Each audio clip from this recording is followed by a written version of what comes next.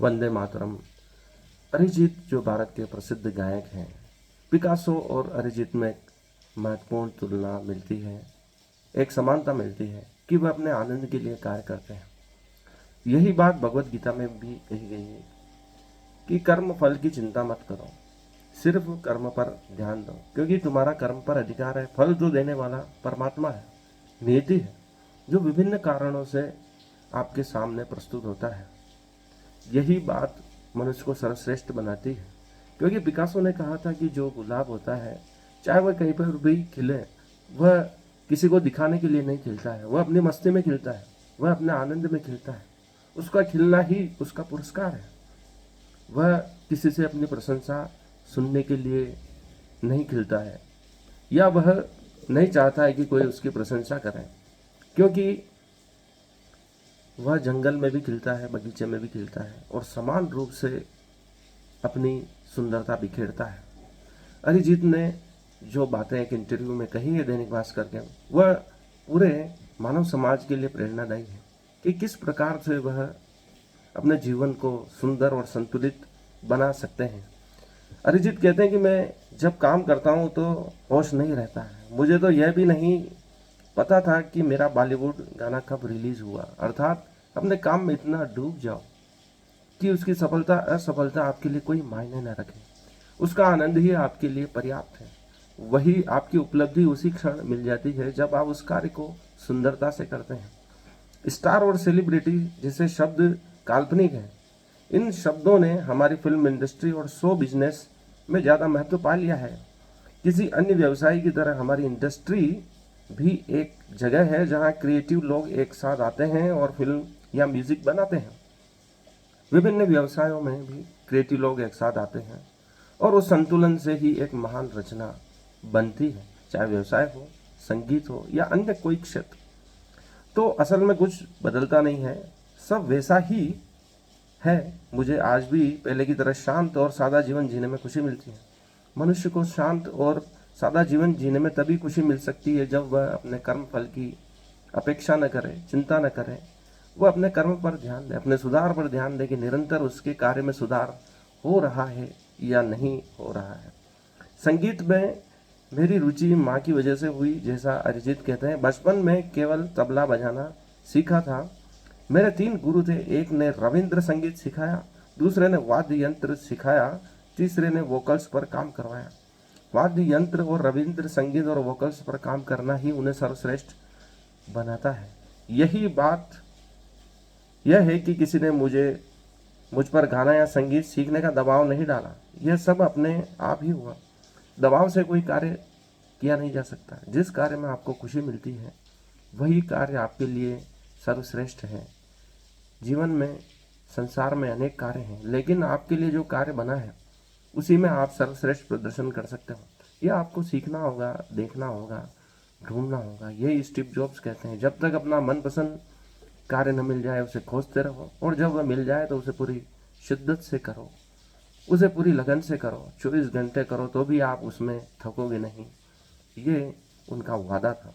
मैं जब काम में रम जाता हूँ तो मुझे कोई होश नहीं रहता। मुझे तो यह भी पता नहीं था कि मेरा पहला बॉलीवुड गाना कब रिलीज हुआ। मैंने यह गाना 2009 में गाया और इसके बाद मैं भूल गया। 2011 में जब मेरे एक दोस्त ने मुझे बताया, तभी उन्हें पता चला कि यह गाना रिलीज हो गया है।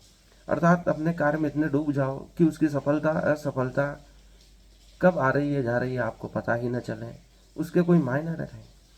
आप में निरंतर सुधार हो रहा है या नहीं हो रहा है, वही आपके लिए महत्वपूर्ण होना चाहिए। इसके हिट होने के बाद भी मुझे प्लेबैक सिंगिंग करने की कोई खास इच्छा नहीं हुई। मैं म्यूजिक प्रोग्रामिंग में बहुत बिजी था। 2005 में 18 वर्ष की उम्र में music reality show fame Gurukul के ऑडिशन के लिए मेरे लाइन में लगा था। यह बॉलीवुड म्यूजिक इंडस्ट्री में आने के लिए बिल्कुल नहीं था। मैं सिर्फ यह देखना चाहता था कि मैं कहाँ खड़ा हूँ। जब तक आप दूसरों से प्रतियोगिता नहीं करेंगे तब तक आपको यह पता नहीं चलेगा कि आपका स्तर क्या है। मैंने बहुत संघर्ष किया है, लेकिन मेरे संघर्ष में कोई खास अलग बात नहीं है। यह गायक जो मुंबई आता है उसे यही सफर तय करना पड़ता है। अर्थात जो भी गायक बनना चाहता है या फिल्म इंडस्ट्री या किसी भी क्षेत्र में जाना चाहता है तो संघर्ष तो सभी को करना ही पड़ता है। आप अपने डेमो लेकर म्यूज़िक डायरेक्टर्स के पास जाते हैं, उम्मीद करते हैं कि कोई तो आपके टैलेंट को पहचान लेगा। आप उन लोगों से मिलते हैं जो वही कार्य करते हैं और उनकी ज़िंदगी की कहानियाँ सुनते हैं। ये कहानियाँ कई बार आपकी खुद की कहानी से बहुत अधिक कठिन होती है, ज़िंदगी उनकी बहुत मुश्किल होती है। और मुझे लगता है कि यही चीज़ मुझे हमेशा आगे बढ़ने की प्रेरणा देती रही है, क्योंकि लोगों का जीवन और भी कठिन बीता है। हम अपने पूर्वजों की कहानियाँ सुनते हैं तो वो बहुत ही कठिनाई से अपना जीवन यापन करते थे, मुश्किल से उन्होंने पढ़ाई की है। बिजली की व्यवस्था नहीं थी, चमनी में चिमनी में उन्होंने पढ़ाई की है, दीपक की रोशनी में पढ़ाई की है। नदी पार करके जाना पड़ता था स्कूल के लिए। मैं म्यूज़िक में इसलिए आया क्योंकि मुझे ये पसंद था, न कि इसलिए कि मुझे फेमस होना था। अर्थात जो चीज़ पसंद हो वही हमें करना चाहिए। किसी भी वजह से आपको मिली पहचान तभी टिक सकती है जब आप अपने लक्ष्य को लेकर समर्पित हों।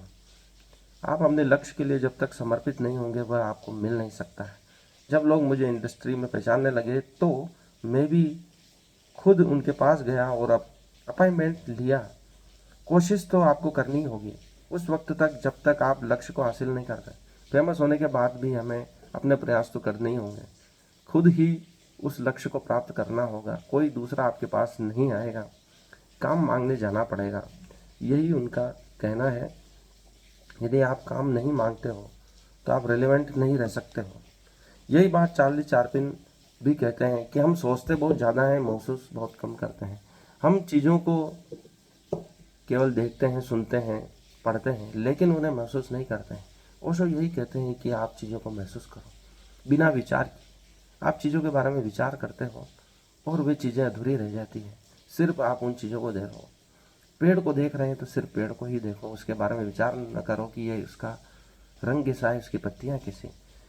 चार्ली चैप्लिन कहते हैं कि मुझे बारिश में चलना पसंद है ताकि कोई मेरे आंसू न देख सके। इस निर्दयी दुनिया में कुछ भी स्थायी नहीं है, हमारे दुख भी नहीं है। अर्थात यहाँ जो भी आता है चला जाता है, हमारा दुख हो या सुख हो सब एक दिन बीत जाएगा। हम बहुत ज़्यादा सोचते हैं और बहुत कम महसूस करते हैं, जबकि हमें महसूस अधिक करना चाहिए और सोचना कम।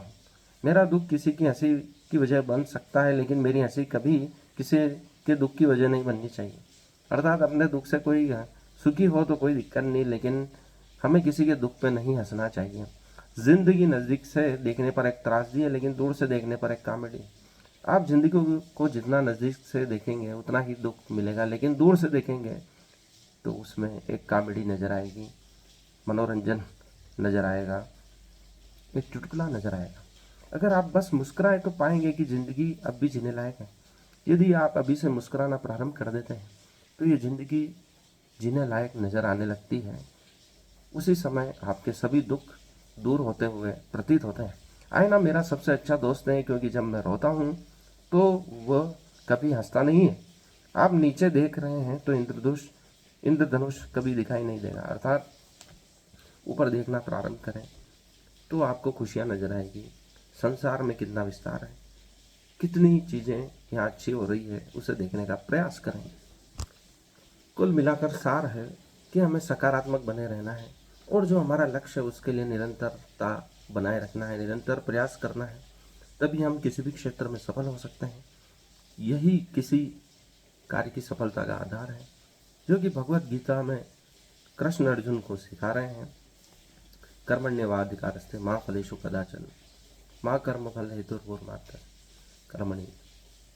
इस प्रकार सिर्फ कर्म ही तेरा अधिकार है, फल की चिंता में तेरा कोई अधिकार नहीं है। और यही भगवत गीता की बात उसे सर्वश्रेष्ठ बनाती है कि वो हमें कर्म करना सिखाती है, लेकिन फल की चिंता से दूर रहना भी हमें साथ के साथ सिखाती है, ताकि हम अपना 100% दिमाग कर्म में लगा सकें, दिलो दिमाग से उस कार्य को कर सकें।